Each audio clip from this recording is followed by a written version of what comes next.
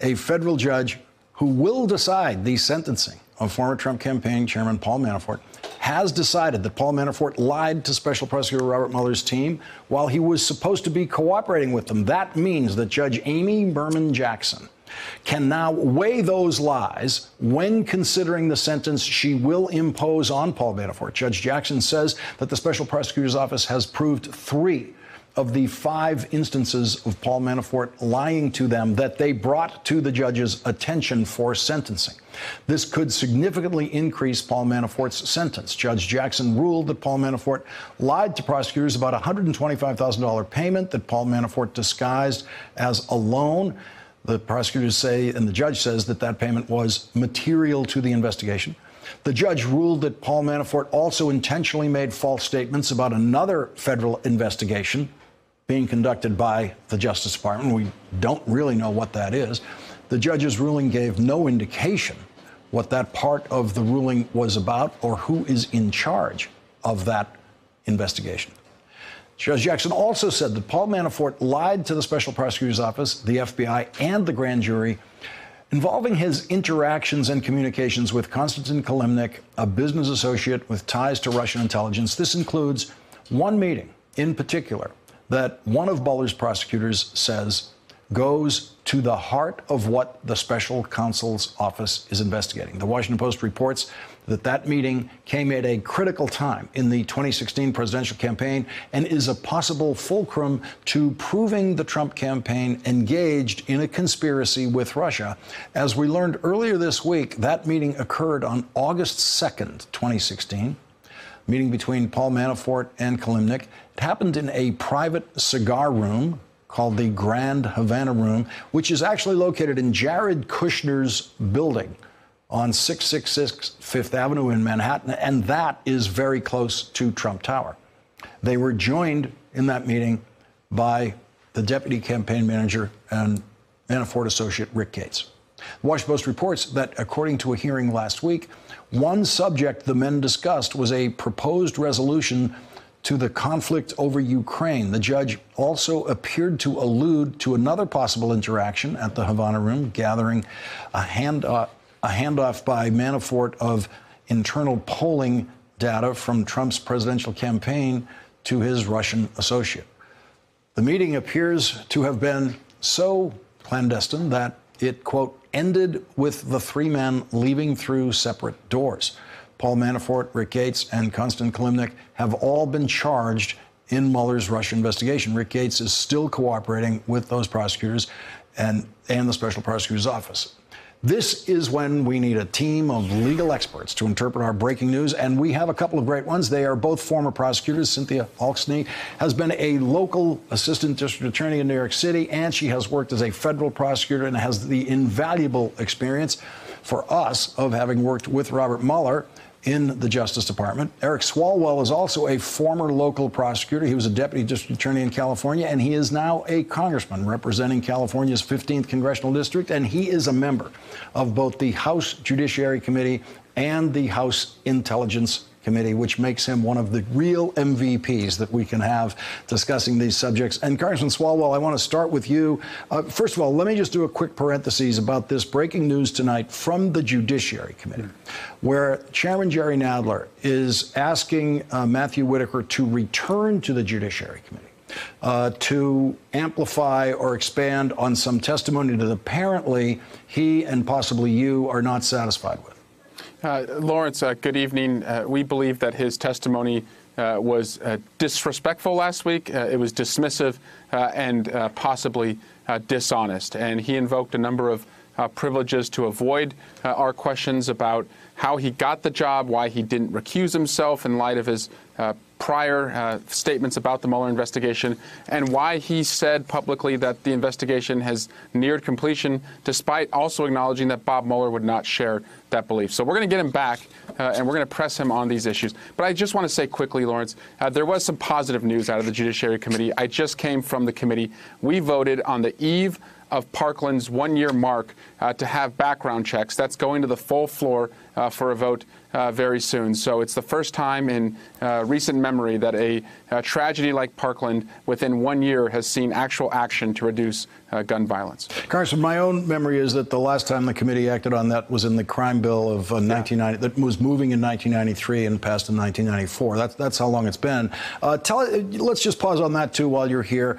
Tell us what that was like in the committee tonight, because this really is a historic day for the committee and a historic vote.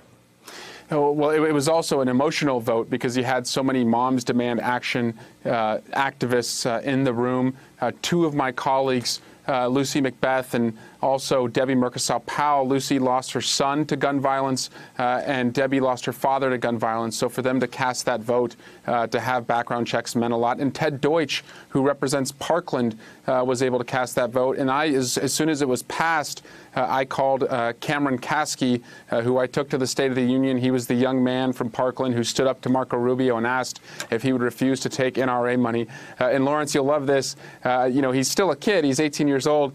He said, "No way, you guys did that? I didn't even know that you guys were working on that today," which, again, good on him that he doesn't have to worry about that. But tomorrow, as they mark that solemn day, I hope they see that Congress finally is standing up for gun violence victims. And Congressman, to the Manafort developments tonight, you've been studying all of this within your Intelligence Committee investigation. I know there are things about that you can't share with us.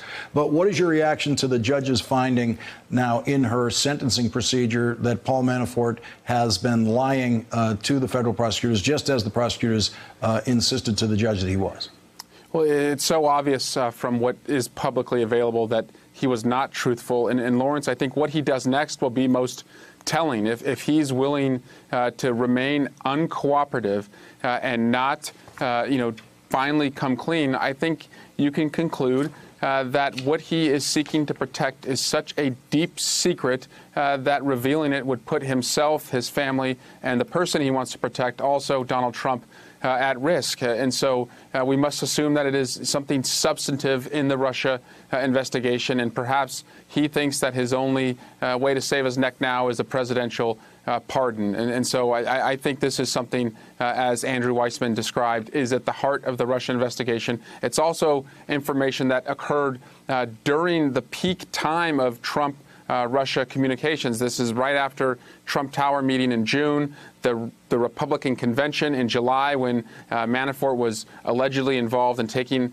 away the part of the Republican plank where we would defend Ukraine, and also just a couple weeks before his former partner Roger Stone intimated that there was more hacks to come against the Podestas. So I think we can assume this was highly incriminating information. Cynthia Oxley, I know you thought you'd seen everything as a federal prosecutor, and then came the Manafort case. And I know it has included elements that a lot of people have never seen before. Your reaction to what the prosecutors are dealing with now, and to this point, if tomorrow morning Paul Manafort woke up and said, "Okay, that's it. I really want to cooperate. I want to tell the prosecutors everything they want to know. That's the only way for me to go from here on in." What could they do with that? Because they've just spent time in court saying what a liar he is. Well, you'd always learn something, but it is unlikely the sun will rise in the west tomorrow. Yeah. The guy is not going to do that. And let's frame it, really. Congressman framed it some, but let's add to it. The meat of this is they had this meeting, essentially a Russian agent, somebody with ties to Russian intelligence, and Manafort and Gates, and they're talking. They give them internal polling data, and according to Gates, then Manafort went through the data to explain it to him. And what do we know happened after that? The Russians were heavily involved in our election. Campaign strategists have always wondered, how is it that the Trump campaign was able to have this very detailed micro-targeting, given that they spent half the money that Hillary Clinton spent? Well, I think now we know in this August meeting, because they had all the data to do it, and then the Russians took care of it for them. And in addition, not only were they talking about the data, but they also went over this peace plan, which isn't a peace plan at all. It's Putin's idea of how to solve the Ukraine problem so that he can get the sanctions lifted so he can make more money. It's all involved in the quid pro quo, and it's all this August 2nd meeting that that Manafort is lying about. And he's lying about it because he's covering for somebody and he wants a pardon. Cynthia, what kind of sentence do you think Paul Manafort should be prepared for? Oh, essentially a life sentence. I mean, his sentencing guidelines 20 years or more? Years. Yeah. Yeah. Okay. Yeah, no, it's a life sentence. Congressman Swalwell, we have another breaking news story tonight that's developing literally in this hour, and this is from leaks within the Trump government. Saying that Trump's Department of Homeland Security is now cutting the forces that are being used within the Department of Homeland Security to protect elections from foreign meddling. I'm just going to read you the lead of this. It says, 2 teams of federal officials assembled to fight foreign election interference are being dramatically downsized, according to 3 current and former Department of Homeland Security officials. And now the sources say they fear the department won't prepare adequately for election threats in 2020. It sounds like there are more hearings for House Democrats to do. That's right, Lawrence. We're no longer powerless, and we don't have to take this, these blows to our democracy anymore. But again, Donald Trump is afraid of what these teams would find, which is that Russian interests are working on his behalf.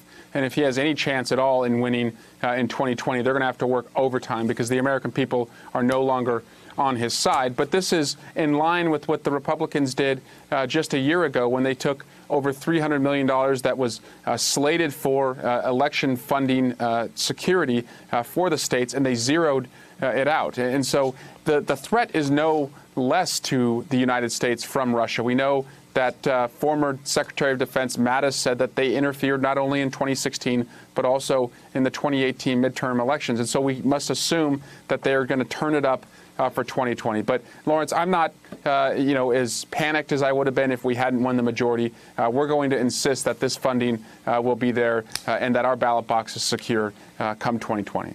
And Cynthia, back to Manafort, do you expect the judge to be concerned with the example that Paul Manafort is setting in his behavior here, and she might feel she needs to set an example in the sentence because of that? Well, I mean, the 20 years is going to speak for itself. I mean, anybody who is involved in this case is watching very carefully, and they should recognize that if they're going to lie to Bob Mueller, they're going to lie to the grand jury, and they're going to lie to Congress, they're going to end up in jail. And Congressman Swalwell, when you get Matt Whitaker back, is that going to be through a subpoena, or what is the process to get him back to your committee? We always want witnesses to come in voluntarily, and if that doesn't work, we're going to bring him in under subpoena. But again, the goal here, Lawrence, is to take a damage assessment to the rule of law to see if it still stands at the department. How much damage has he done? Has he been in communication with Donald Trump about the investigation? Has he hobbled what Mueller is trying to do? Does Mueller have the freedom of movement that he needs to follow all of the evidence? And again, as we learn that, we can use that to justify protecting Mueller with the legislation that we'll put forward to do that, build public sentiment on the Senate side so that they can also see that pass. So it'll be very, I think, informative and helpful for our goals, which is just to protect and expand the rule of law in this country. Congressman Eric Swalwell and former federal prosecutor Cynthia Oxney, thank you both for starting us off tonight. My pleasure. Really appreciate that.